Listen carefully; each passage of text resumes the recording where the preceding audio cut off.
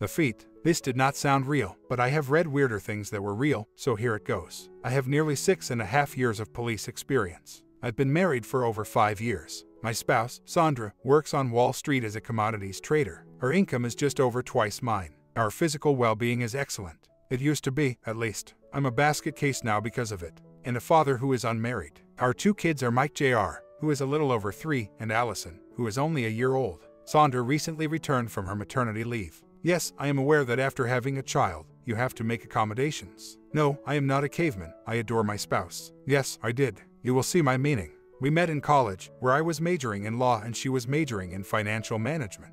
We were items, taking 2 more years for her bachelor's degree after I graduated. She moved in with me when she graduated, and I was leaving the police academy. However, she was wealthy. Her folks disapproved of me. She also had faith in Daddy, therefore demanded a prenuptial agreement. Since I was only after her money, that much is clear. After reviewing it and making some changes, my sister, who had recently started working at the DAS office, said, and I quote, "Don't sign if they change anything. Obtain a formal copy that has been notarized and signed by everyone. Immediately, avoid letting them con you." I followed through, and it was safely stored in my sister's filing cabinet at work. Then, despite Daddy's general displeasure with the whole process, we were married. I love my wife, as I have stated before. I did, at least. Immediately following the birth of our kid, she began to withhold her affection. She claimed she didn't have the time and was simply too exhausted.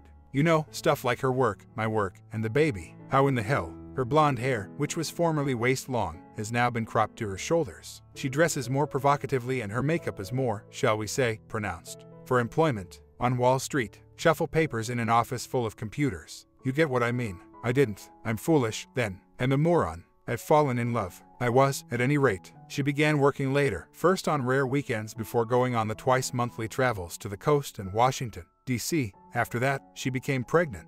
Once more, without delay, I calculated the possibility that it was mine. Didn't believe that. Perhaps a miracle, but I didn't believe that. I therefore began to pay closer attention. Not yet, but you'll find out. On Friday night, it was. During my second shift, I was on foot patrol in the theater district. Juliana Sanchez, my trainee, was following me and was situated about 2.5 feet to my left. She was progressing rather well. Even though she was just 23 years old, she had a lot of street smarts. After completing paperwork, Sandra was at home with the kids, and I would likely reach home between 1:30 and 2 a.m. Yes, that's right. My world came to a grinding stop just as the early show was winding down and the crowd was starting to decrease. My wife was there, cuddling up to this piece of junk and laughing. Wearing the cape I really couldn't afford to buy her on our first Christmas together. I have socks. Yes, I had never seen her wear a deep blue cocktail dress like this one, together with dark black hose and 4-inch heels. If you were an elite escort, your makeup was flawless. I had just about completed my lunch when I nearly lost it. The universe then responded, "No issue, officer. We are capable of this." Rushing up, one of the lowlifes grabbed Sandra, while the other one grabbed the prick who was with her. The first said, "Gimme that, woman," and grabbed at a diamond tennis bracelet she was wearing.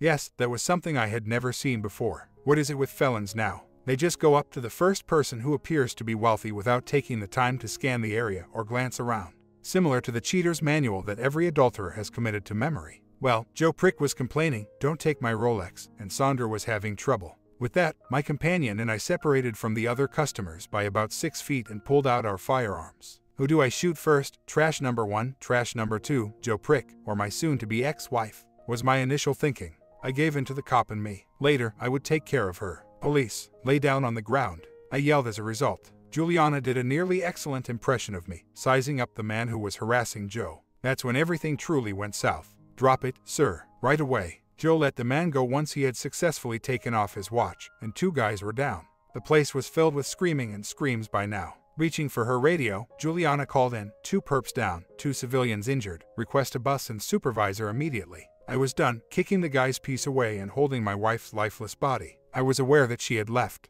but it made no difference. Juliana took care of Joe Prick, whose real name turned out to be John. Collaborated with Sandra. Not a damn. She came to me after handcuffing the second person. Process. Mike, how are you spending your time? She saw my hat laying in Sandra's blood on the ground at that moment, and when I turned to face her, tears were streaming down my cheeks and soaking my shirt. She shook and fell to her knees. The EMTs and the supervisor arrived around that time.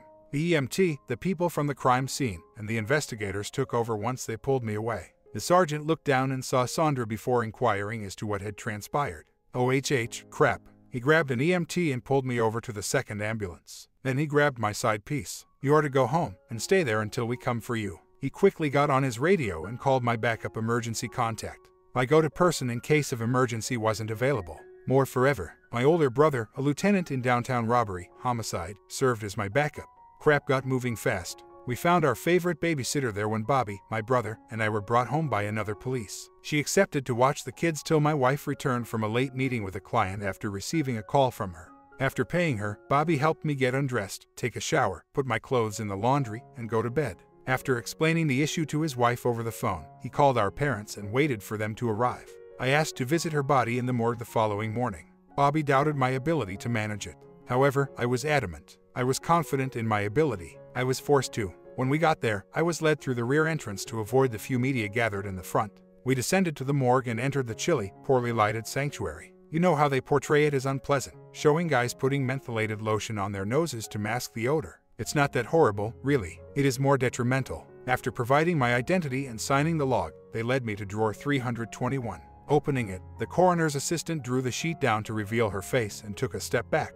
Yes, that was indeed her. She had not changed other than closing her eyes. Not a single makeup, hair, or face, just 2 more holes, one on either side of her neck. I apologize, I lied. I snapped and lost it. My hands hit the metal slide with a slam. "Why, lady, why? What is the matter with you? You, damn you, lady." Bobby picked me up at this point, and we started to walk away. Finally, I say, "Screw you. Screw you, please. I hope you burn in hell before moving somewhere much worse." Okay, so I was a complete mess, like I mentioned. Not that it was important. It was the end of my life as I knew it. I was a complete mess. I believe I would spread Lee and Perrins on my serving piece and eat lunch if it weren't for my kids. The weeks passed. After being cleared during the shooting and put on administrative leave, I was transferred to bereavement leave. Because I was in mourning. Yes, I was in mourning. The affair was made public. The funeral arrived and left. I was present, physically only. My children had no idea. 3 years old, 1 year old, that is. Stunned, my parents stood up. Her parents were in disbelief. When they first asked, they wanted to know what I had done wrong. However, they committed the error of doing it during the funeral, in front of witnesses, and the narrative was starting to fall apart. Investigators discovered a hotel room reserved for the evening and arrangements for dinner after the matinee performance. They also discovered a little nightgown in my wife's purse. And defense, what do they consist of? Something like that hasn't been utilized since college. Perhaps I ought to have. Not that it would have mattered in the slightest. After then, they stopped probing because there didn't seem to be anything connecting anything. Along with the pressure my in-laws put on me to preserve their daughter's good name. Me, shaven, dirty, haggard, battered, despondent, devastated, oblivious, defeated, and, as it were, still on the bench. My psychiatrist was penning endless amounts of articles on my illness, speaking about honors and publications for groundbreaking discoveries into cases similar to mine. While my brother and sister were plotting how to exact revenge on a corpse, my parents were in agony over my condition. My in-laws attempted to obtain my children's custody. When my attorney brought up the facts surrounding the incident, a date with someone other than her husband, a covert affair, leaving her kids behind while her husband, a decorated police officer, was at work, etc., I believe the judge used the file papers for paper napkins. They claim he nearly passed out, looking at the in-law's lawyer and allegedly exclaiming, "You have to be kidding." So here I am, a single father and a basket case, as mentioned at the beginning of the article. Why, if I knew, hell. That's right, my wife got her skanky butt kicked, cheated on me, fooled around, and left. Crappy the skank, the nasty chick. And I cherished her. I continued to do so. In addition, I detested her with all of my heart for what she had done to our families, our kids, and me. Heaven forbid her. Mike, how are you truly feeling? I was disorganized. That is talking from a clinical standpoint. My psychiatrist agreed with the assessment as well. When I was by myself, I cried, shouted, and moped around, hugging my kids. The children, my son in particular, who was only 14 months old, told my parents that they were afraid their father would pass away. My sister decided to test my kids for paternity using their DNA as I was trying to go through this issue. I had no idea. Not quite lawful, but only to satisfy her. It turned out that, biologically speaking, they were my. God be praised. She worked for the Manhattan DA's office as an ADA and a lawyer. She had arranged for me to be represented by a shark defense lawyer, just in order to safeguard my interests. He was working pro gratis because, as he put it, Kathy was cute, and there didn't appear to be any obvious legal issues. That's my sister Kathy. Jesus Christ. I was attempting to manage. Admittedly, I wasn't performing up to par, even a passable work. Almost no work at all. I was fortunate enough to arrive alone and on time for my weekly therapy sessions. Even getting out of bed in the morning was a miracle for me. I don't know whether I would have if it weren't for my parents. I had a light bulb moment when my therapist, Dr. Amelia Jones, recommended that I face my issue. She was correct. I had to face my issue head on. However, my idea and her idea of my problem are two different things. But I was ignoring her while she was summarizing her thoughts. I had just been released from the hospital when I realized what my problem was. John and I had not yet met, spoken, or done anything else together. That was about to change. I adapted. Yes, I know, it's about time, but I took a shower, got clean, stopped drinking, and got myself dressed. Even though I hadn't been drinking much, my father and brother nonetheless took away my debit card and tossed out all the alcohol and beer. To be fair, Anheuser-Busch's stock increased 3 points following the incident. After dropping the kids off at Graham & Graham's, I headed downtown to Joe Prick's brokerage firm. The same location as John's job. Just a coincidence. Not in my opinion. I was wearing a t-shirt, jeans, and steel-toed hunting boots. Both the uniform and weaponry are absent.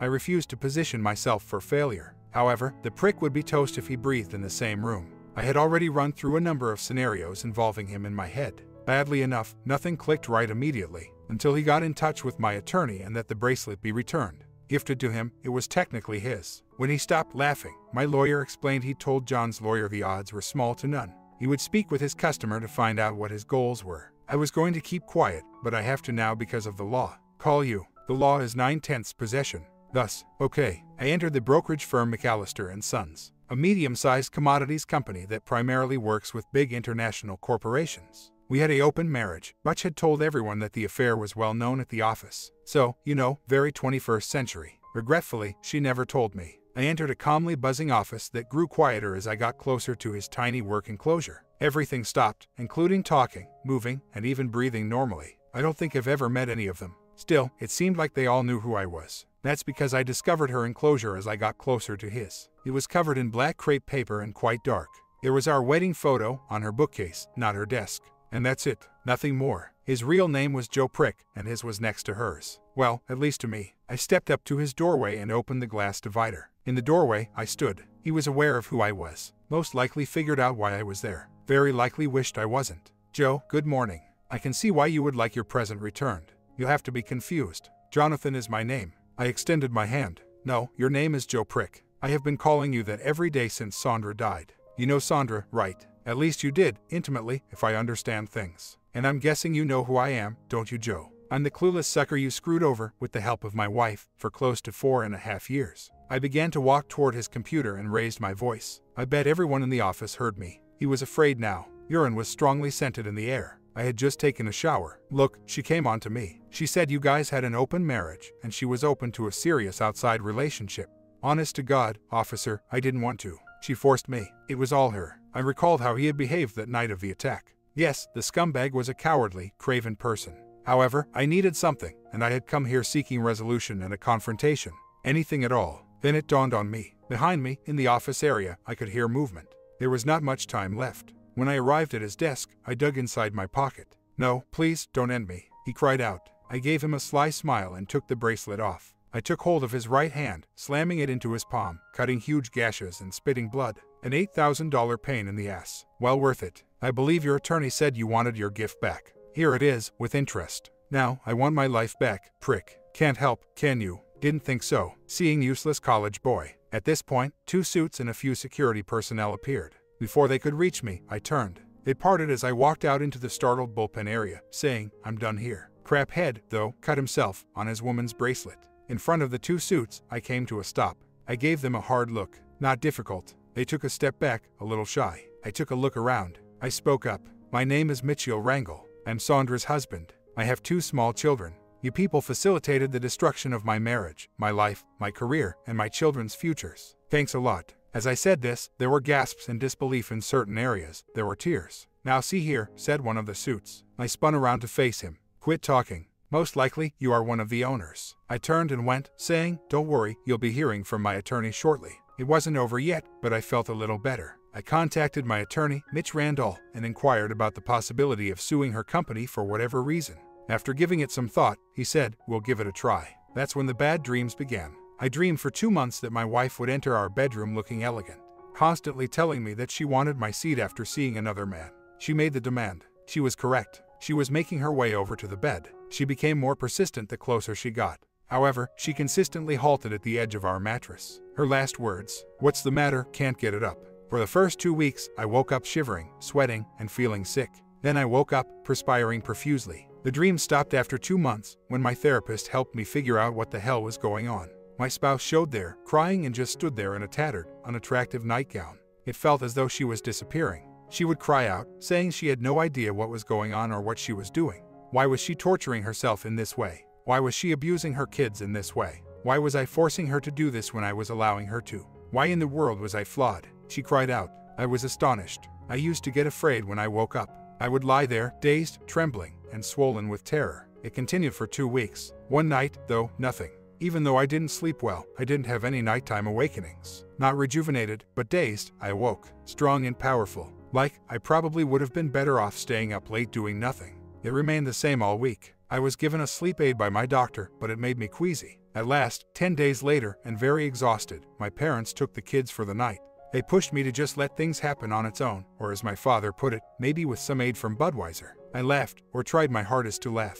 After they departed, I sat up watching some stupid BS on the tube for a while. There were no new shows, only reruns. Fuck it, I ultimately uttered. I checked the doors, switched it off, turned out the lights, and went to take a shower. I reasoned, at least I'll be comfortable before I'm not. After toweling myself dry, I turned off my bedside lamp, reclined, and attempted to close my eyes. Maybe I'll lose my mind and never wake up tonight. I shook myself and opened my eyes, but all I could hear was the passing lights and the sounds of night here on Staten Island.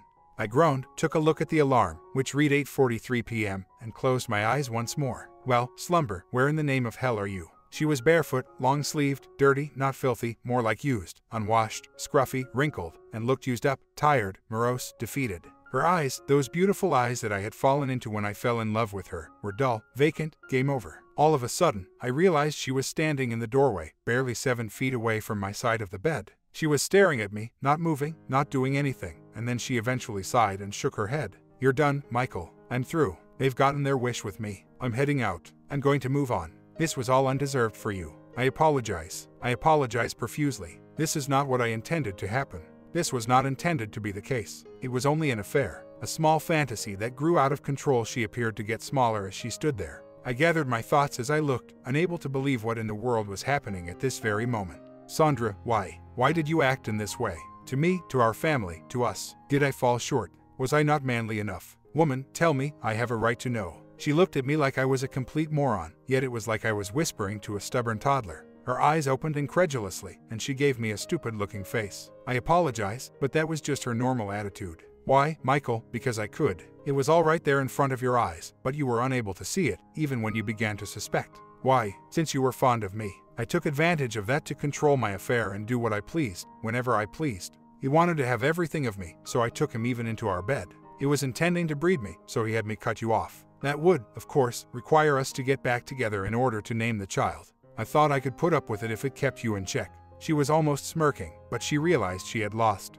And so there I had it, my answer, whatever I could manage to get. Perhaps it came from my subconscious, or perhaps it was her telling me. Either way, it would have to do. Because a moment later, she was sobbing, writhing, and shriveling, as if she were going to burst into flames before she was even out of sight. And then it was over, or so I seem to remember, and then the alarm went off at 6:30 a.m., and when I opened my eyes, I was surprised to see that I was awake, wide awake, and full of energy. I jumped out of bed, showered, dried off, and put on some clothes, and 20 minutes later, I was waking up my kids, tickling and laughing like it was a whole new world. It seemed to be, at least. The day kept going better and better as we got ready, ate breakfast, watched some strange cartoons. Hey, I liked them. I guess my kids accepted them, loaded up, and drove to my folks' place. I left them with Graham and Gramps and went to my doctor's appointment. I sat down and we started chatting and talking. I unloaded everything, and she listened. Then she frowned and thought for a bit. Dr. Amelia Jones was nonplussed. She was astonished. Who was this guy? I believe that all of the information you didn't want to see or believe was added up by your subconscious, which then came to these conclusions.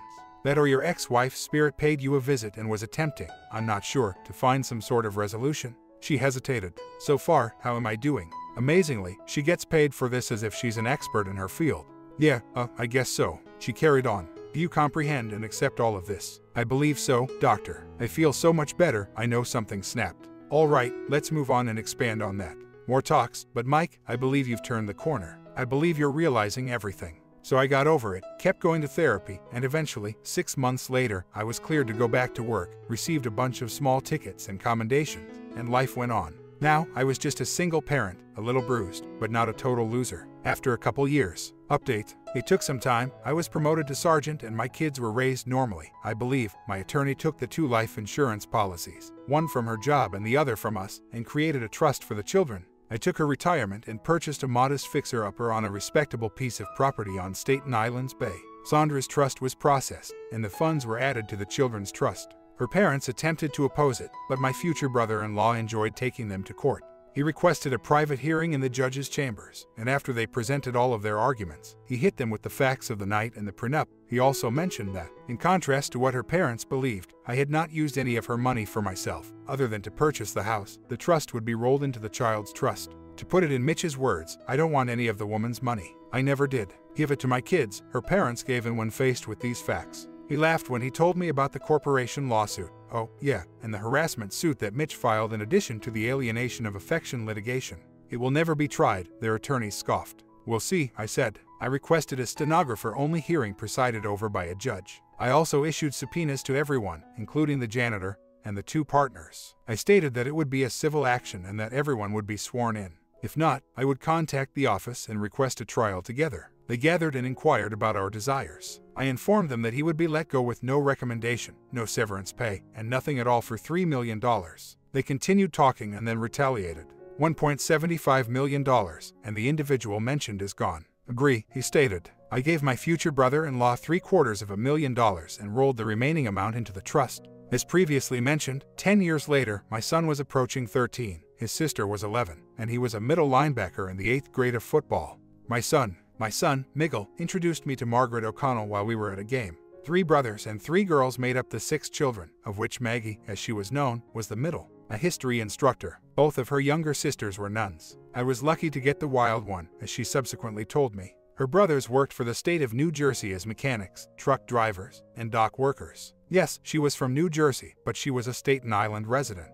Her parents were contentedly wed and regarded me, a single father, with considerable mistrust. However, they were won over when they heard my story, got to know me and my kids, and saw how Maggie got along with us. That was a plus, along with the fact that I was a Yankees, Giants fan. Despite her brother's passion for the Mets, Maggie loved her father, and her sisters were avid Yankees fans because their father was. But she was a lifelong Dodgers fan, following in her grandfather's footsteps. So in the end, it was irrelevant. Mom, to paraphrase, for crying out loud, it's just a game. A great time at their place. But that only illustrated to you how my life had changed. Standard, uppercase N. After roughly 11 months of dating, she informed me that we needed to discuss. I was prepared. We were staying at a bed and breakfast that we had found online for a long weekend in Cape May. Early in bed. Hey, remember that she was the wild one and we were old. In any case, until he learned the kids would be joining them, if that was okay, her father was apprehensive about the weekend escape. Deal closed. I was willing to take a chance while we were abroad because we had discovered that we were incredibly compatible in the sack and I sensed that she loved me.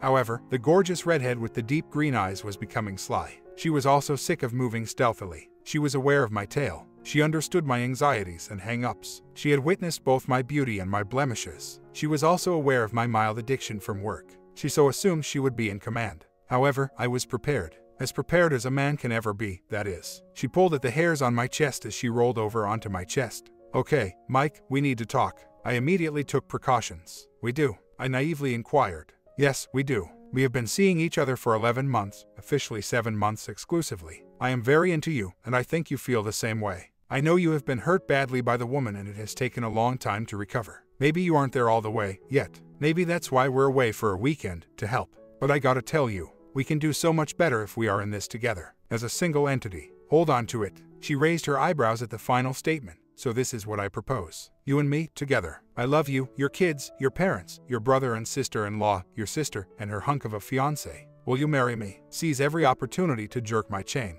Let the counterattack begin. I shoved her away, turned over, and picked up my jeans that were on the ground. I dug around in my pocket and produced the ring. My lovely and confused girlfriend was presented with a 1-carat marquise-cut diamond set between emeralds on a white gold band. She said, "I thought you'd never ask." She let out a gasp, looked, and began to cry. Weeping, she reached for the ring, but I withdrew it. She lunged herself at me and seized my now attentive manhood while trying to suck out my tonsils, saying, "Not so fast, sneaky. You didn't say yes yet." When I was 3 years old, I swore I had had them removed. She also never answered yes. If nothing else, I don't recall her saying yes. In June, we held a small, intimate wedding attended by our close friends and relatives. Bermuda for her honeymoon, and she was expecting a child by Valentine's Day. Identical twins, a girl and a boy. She was overjoyed. We gave them our parents' names. Once more, life is good. As I mentioned, typical. No more drama, no hopeless situation. Furthermore, I'm no longer a single father. I took a sufficient amount of time.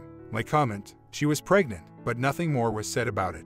There was a lot of attention on the prenup and how it was locked away, though it might not have mattered since her will would likely cover her financial arrangements. If there wasn't a will, everything would go to her husband anyway. I wish she had survived, even if her face had been disfigured, so her excuses could have been heard.